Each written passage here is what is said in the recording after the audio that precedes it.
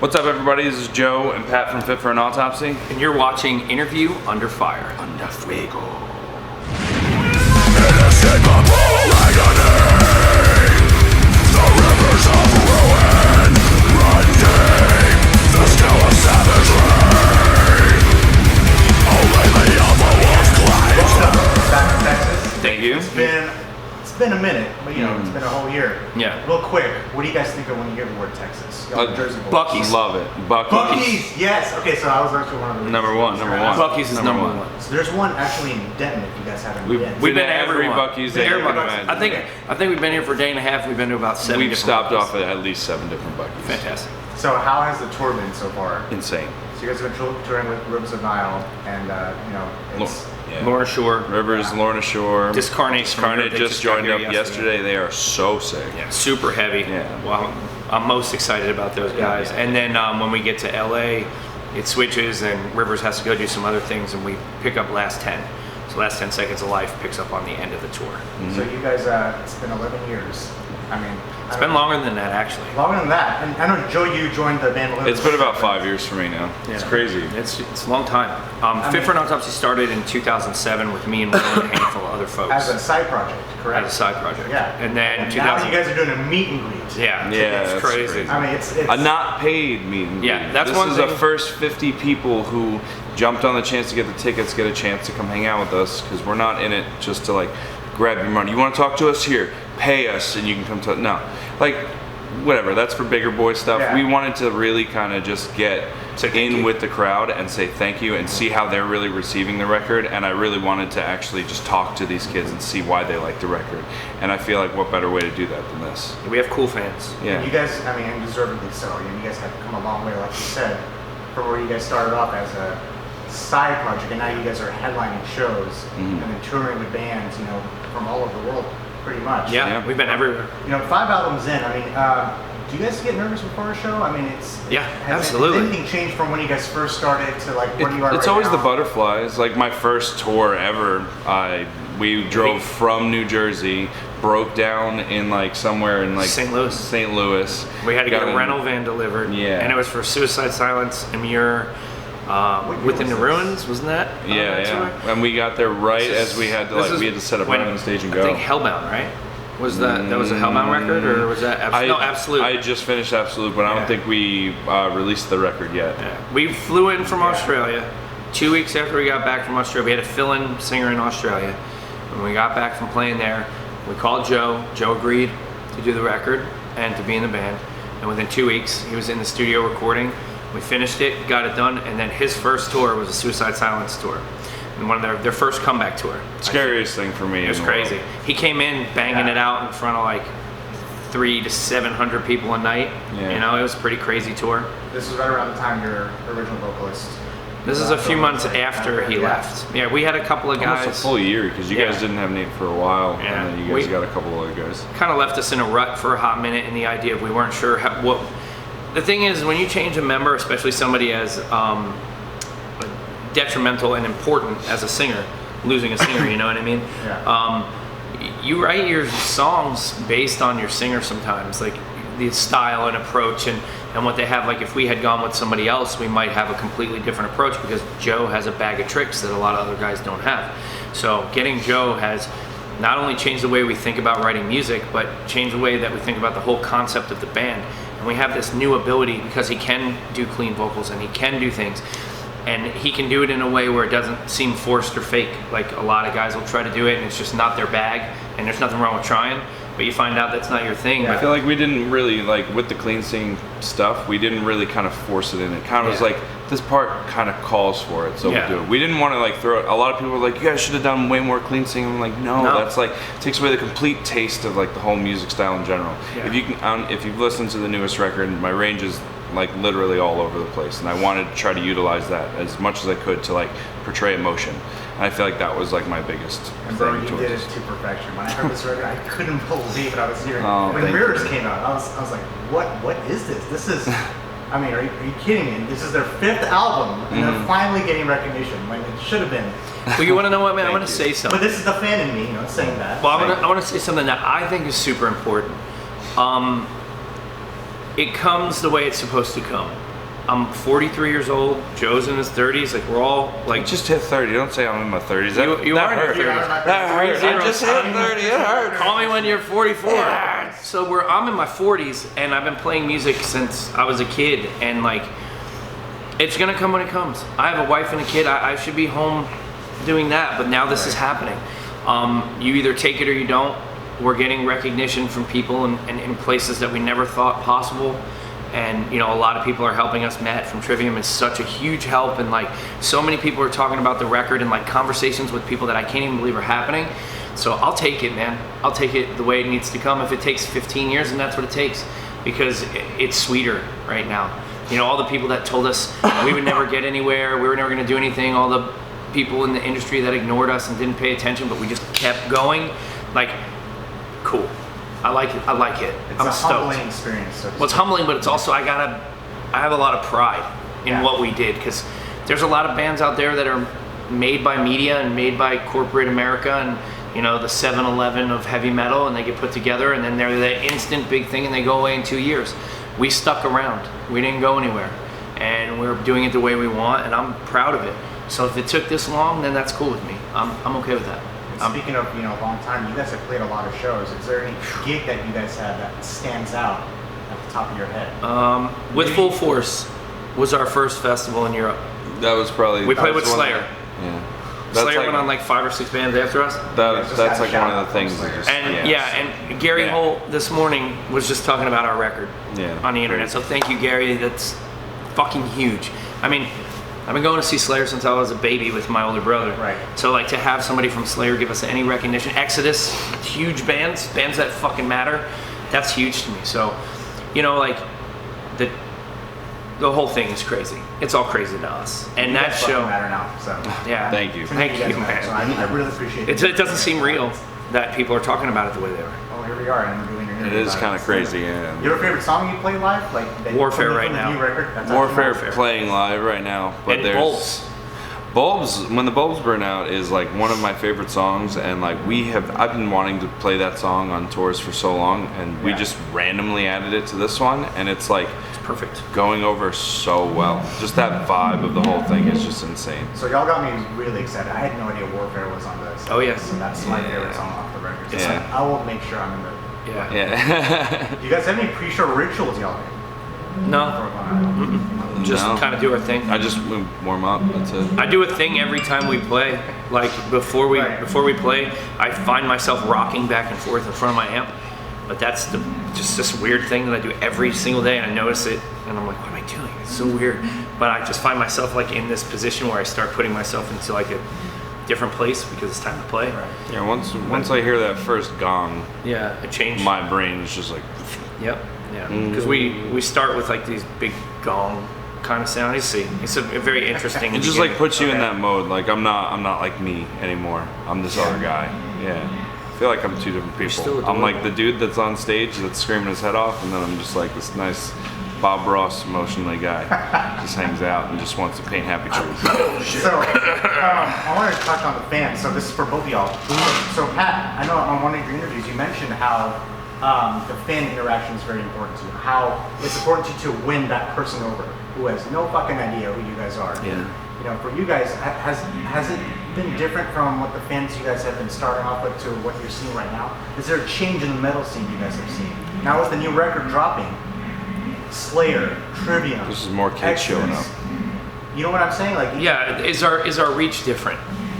Are we reaching to a different, broader crowd? Pretty much. 100%. 100%. You know, I grew up in the hardcore scene. You know, punk and hardcore was like my thing when I was a kid, and we had a very DIY feel for a long time because we just did everything on our own. We didn't have the bands supporting us the way we do now and the reach that we have. But once we started stepping into the big boy metal world and reaching out, I find that metal fans are more accepting, like real metal fans, not just people who, I listen to this genre of metal. I only like death metal. Like true metal fans. True rockers only. Yeah, as Blue would put it, true rockers only. There's more people that just love heavy music. People that say things like, I never got into this kind of music before, but this is incredible.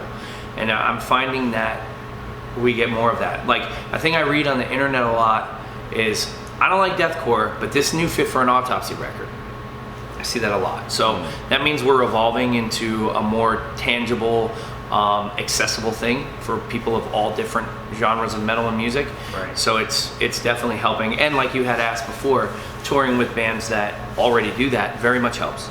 You know, legacy bands and bands that have like a wide reach, it really helps us for sure. And almost it's kind of like the opposite now. Now you're helping bands like Rivers of Nihil and like these bands who are actually with you on That's the tour. so sick. Helping It's so them sick. get to where they are because they have Fit For An Autopsy. Yeah. Because your audience is expanding now at an exponential rate. It's kind of crazy because like it's still so weird for my mind to see it like that because I love a band like Rivers, like their last record, Yeah. Where I Was Know My Name was Yeah, that was And we came up with those phenomenal record, you know. wow. They're from right near where we're from. And yeah, Dyscarnate. The first time I saw them live was last night, and I slams. wanted to fucking jump off the balcony. They're It was another insane. one. They've been a band for like 15 years. They're They have. so Yeah. sick. We're just talking about that. And Lorna Shore dudes are just insane. Yeah. It's so good. Here's the thing that's craziest to me about touring and the aspect of like bringing other bands out. We went to Europe and we did a tour that was almost as big as this tour. Every night in Europe. So we had a UK What, our band. most recent headliner? Yeah, the most recent headliner. That was crazy. That was a crazy That tour. was great. Insane. Sold out shows in London. We sold out Underworld, which is huge for us. Thank you, Nuts. UK, for supporting us. But like, we brought bands from other countries, from South Africa and Australia, to Europe with us, and made it possible for them to make a living over there. Volvadinia and Justice for the Damned. Justice for the Damned and Venom Prison, who's from the UK. Yeah. We got them together over there on our headliner and then came here and brought a band from the UK here for our headliner. So we're bringing bands in from all over based on the idea of what we do.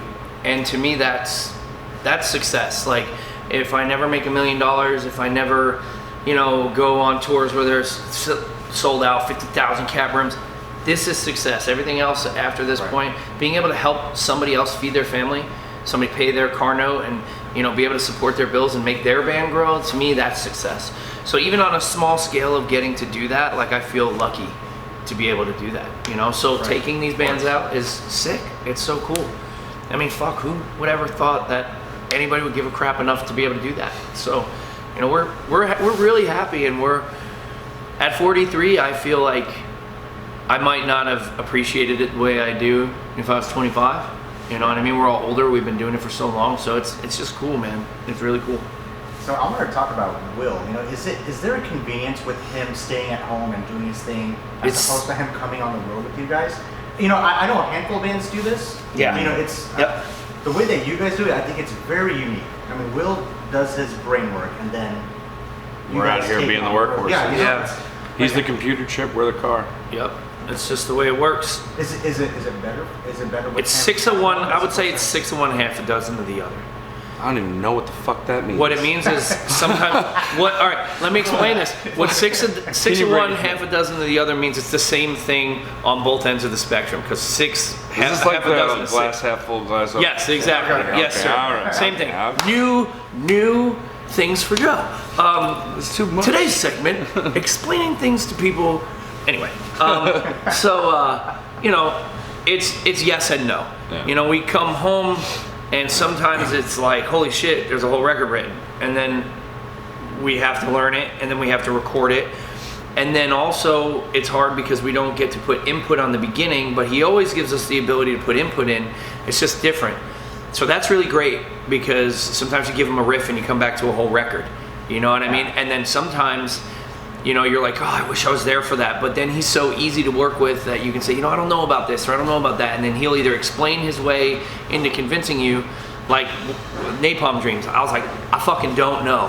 And now it's my favorite song on the record. I loved it. It's funny, like you say that about Napalm Dreams. When I first heard that song, I was like, interesting. The Right. next day, that entire that part Yep. kept playing in my head the next day. When I heard the How about vocals, I was sold immediately. I was like, yes, this is perfect. Now, did the vocals, like with Joe, did Will approach you with the vocals, or is that something you start off first? So, then when Will's me- like, okay, change this up. First day of recording with Will, we both sat there, hooked me up, and sit there. We look at each other, and he's like, "So what do you want to do?" I'm like, do I have free reign on like picking voices and stuff? He's like, yeah, I mean, I definitely have ideas of like things I'd want you to try, but like you have full control over what voices you want to do. So I was like, all right, well, let's have some fun then, because I really wanted to have a good time. Will is probably the best person that I've ever had to record with, because we had so much fun recording. Yeah. When we find these different voices, just seeing like the excitement in his face, he's just like, because I know he has a vision for what he wants it to sound like. Now, if I meet that, he's super pumped. If I don't, I can see it in his face and I'm like, nah, I don't like that voice either. I'm not feeling it. But there are some ones where I was just like, I kind of feel real strongly about this part and I really like it. I think we should keep it. He'll be a little off the fence with it, and then we kind of get everyone else's idea in on it, have everyone else come in and listen, and you know, it's a good democracy in the recording process. It's not like everybody thinks. Will definitely is the writer. Yeah, main writer. He does writer, like we he's all the structure have, of everything. For sure. You're all input. We all have input, and you know, I on No Man Is Without Fear, I was able to sit down, change a couple riffs, and write the lead solo kind of thing. And then Tim wrote 2 solos on the record that are fucking sick. And it's such a different feel for us both. Like we kind of both switched gears. I went real weird, and he went kind of real like I would say like neoclassical, like rippy, shreddy, kind of interesting. And there's like a lot of really interesting stuff. So the way Will works things is very beneficial, but it can also be difficult because it's, you know, he's a perfectionist, and you can do it better. Like, fuck, if I hear the words, it was good, but let's do another one. Like, you hear that a lot. So you it's, mentioned that on one of your Yeah. too. It was actually with Will. Yeah. He was there when you said it. How Yeah. he pushes you guys Way more beyond. over the. Yeah. You know, it's like, okay, you felt good about this, but okay, do it again. Do it again. See, You like can do better. I feel like it's not good if you're not working with someone who's not challenging you every single day. 100%. It's like that's like the most important thing you need in life is someone challenging you to do better. Like, and not in a bad way or a negative way at all. It's just like you can, like, if he's like, no, I know, if I thought I did really good, but he knows I could do better, like, all right, I like that you just said that because maybe it did sound like shit. Maybe I can sound better on this one. So it's like really cool to be challenged all the time, and like that's the only way you're gonna grow, especially as a musician. If you're not challenging yourself, you're not growing as a musician at all. And if you think you've learned everything, you haven't. Yeah, you should I've been quit. cutting hair for almost 10 years now, and I still take lessons and stuff and learn different techniques and stuff because I'm not done learning. I do very well at my job, but there's always something to learn. Always. You're never done learning. Yeah. And with the way that Will actually push you guys, it almost doesn't even. I mean, deathcore. It's not even that anymore. No. It's something completely different. I don't know what it is anymore. I don't even have a name for it. Because you guys changed the game with this record. And I've been listening to metal. Metal's what? I'm 50 years old. You know, and I've been listening to metal for a long time. I've never heard a record like "Sea of Tragic Beasts," and I think you guys have changed the name. Thank you. It's an Iron Deathcore anymore. It's a genre that you guys have invented, and I'm sure it's gonna be hard to perfect. But you guys can do it. And it's. I mean, it goes along. Thank you very Thank you. much. I just consider us a metal band. Just Yeah, an we're aggressive Yeah, metal see, you know, band. it's funny. CJ said the same thing about Human Target when it came out. And that was Metal great. record. Just a metal record, yeah. Metal record. So a couple more questions. Do you guys have any like outside activities that you guys bring into the band? Like something that fuels your passion to the band? Something that doesn't maybe involve. Like maybe you don't even listen to metal outside of what you. Oh, dude, yeah. I listen. My favorite I band is don't Steely listen. Dan. I really don't listen to like new metal. Yeah, he likes like a lot of. I listen to a lot of Michael Jackson. I listen to the Midnight. I listen to a lot of things like synthwave stuff. Just something makes me feel good and like groove because if you can tell, every one of these songs, I try to vocally groove it. And like anything that involves groove. Stop choosing the bands you listen to by the genre that they're lumped into. There's good music everywhere. Everything influences everything else, and it's all stolen from somebody else's style. Stop lying to yourself and go out and listen to everything. So out of the 5 of you, who's the funniest? Who's the most serious? Well, 6, including that's a Will. mixed It bag. depends on what you think is funny. Right. Yeah. I'm pretty like brutal. I can be a handful, but also like I'm also like a huggy lovey kind of guy sometimes because I'm crazy. I'm a childish dork who orders chocolate milk during breakfast all the time. It's my special boy. And you should keep doing that. I'm going to. We all have fun. What are your plans after this Tour. More Tour. Oh, We're yeah. booked until 2021. I don't know why I forgot to ask you this. What's your favorite part about touring? food. Just like trying. I mean, it's pretty shows. sick. Like you Playing show shows. up. I mean, playing shows, yeah, it's great. But like, I feel like outside of the spectrum of the normal answer that band Yeah, would give, like food. 100% the best part of Seeing the traveling places. and doing band. It's Yeah. just like going and checking out the sick foods of the also went out area, to Europe, checking I'm out the sure. cultures. Yeah, I love checking out new cultures when I travel. That's why I love going to Europe, and I love seeing how people treat each other. I love going to Japan and just like, I can't believe how respectful people are to each other. Even when it comes down to just being silent on a train so everyone can hear what's going on. I gotta be the boss right now. We gotta go sound check. They're getting ready for us. All right, we're gonna finish our last question. Last question. Okay, Cool. If you guys weren't doing this, what would y'all be doing right now? Tattooing. Playing video games and cutting hair. That's it. Hanging out with my kid, Yeah. my wife. All right, man. Joe, appreciate your time. Oh, This is left to right, left to right, left to right, left to right. Okay, yeah, here we go. Thank you guys.